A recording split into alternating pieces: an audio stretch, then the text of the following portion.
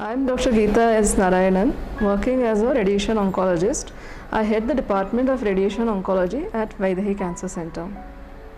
So before understanding about radiation oncology, it is important actually to have the basics of cancer.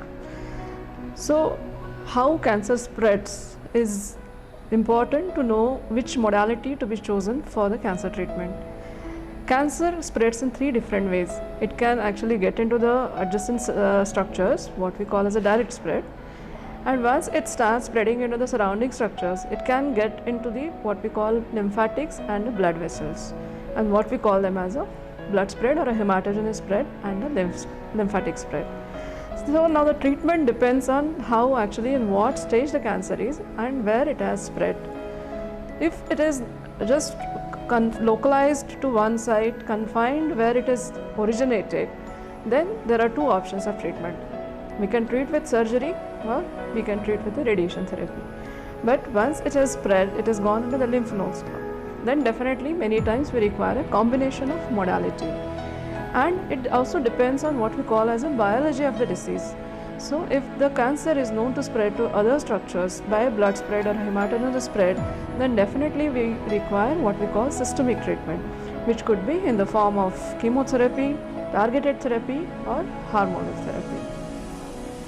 So as we understood that if the cancer is actually at one place, confined to one place, then we can use a radiation therapy. Then how is it different from surgery? So surgery, we all know that by doing a surgery, we are actually taking off the tumor, removing the tumor from the body.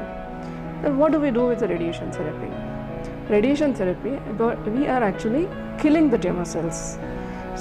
So that actually once the radiation is completed, all the tumor cells which are there are killed, and no longer actually they can what we call as divide, or so that there is no possibility of disease coming back or spreading to other places. Now there is a biggest advantage of radiation therapy, because when we talk about a surgery, we are removing the tumor and along with that we are removing a part of a body. For example, if cancer is in the what we call a voice box or a larynx. So if a surgery is done in such situation, obviously the person is going to lose his or her voice. But the same thing, when we use a radiation therapy, we are able to get the same chances of cure rates what we get with a surgery, but with additional advantage of what we call as organ preservation or function preservation. Because when we deliver a radiation, we are not removing the part. The part is there in the body, and that's the the biggest advantage what we have with the radiation therapy, and what we call it is an organ preservation or function preservation treatment. So why not use radiation therapy in every cases and probably avoid many times what we call mutilating surgery? No, there are limitations even with the radiation therapy. We cannot use radiation therapy in each and every site. There are certain requirements, like the tumor which we are treating needs to be sensitive to radiation therapy. And as I said, it depends on the stage of the tumor also. So early cases, yes, probably we are able to treat with radiation therapy, but many times in advanced cases we have to combine radiation with surgery and with chemotherapy. Now sometimes we give a radiation therapy before surgery so that we can reduce the size of the tumor, and so later the surgery becomes easier. In other situations, so this we do it, for example, in the rectal cancer, where we first give a radiation and chemo, reduce the size of the tumor, and then patient can undergo surgery. Similarly, we can give a radiation even after surgery. Here the purpose being, whatever disease of the tumor which was visible to the eyes, we removed with surgery. But there is a possibility of what we call microscopic cells which can be left behind, and these cells can be taken care of by giving the radiation therapy.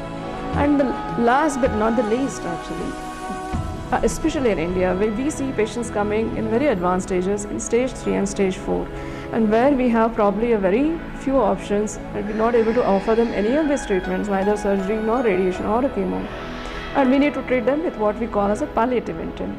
So what is palliative intent is that whatever symptoms patient has got, actually we are trying to minimize those symptoms. For example, if the cancer has spread to the backbone, the patient comes with a severe pain.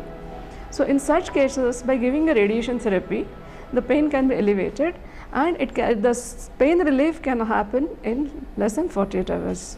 Also in some other situations like where there is a bleeding also, radiation helps in actually reducing the bleeding. So this is in brief about how radiation therapy helps in treatment of cancer.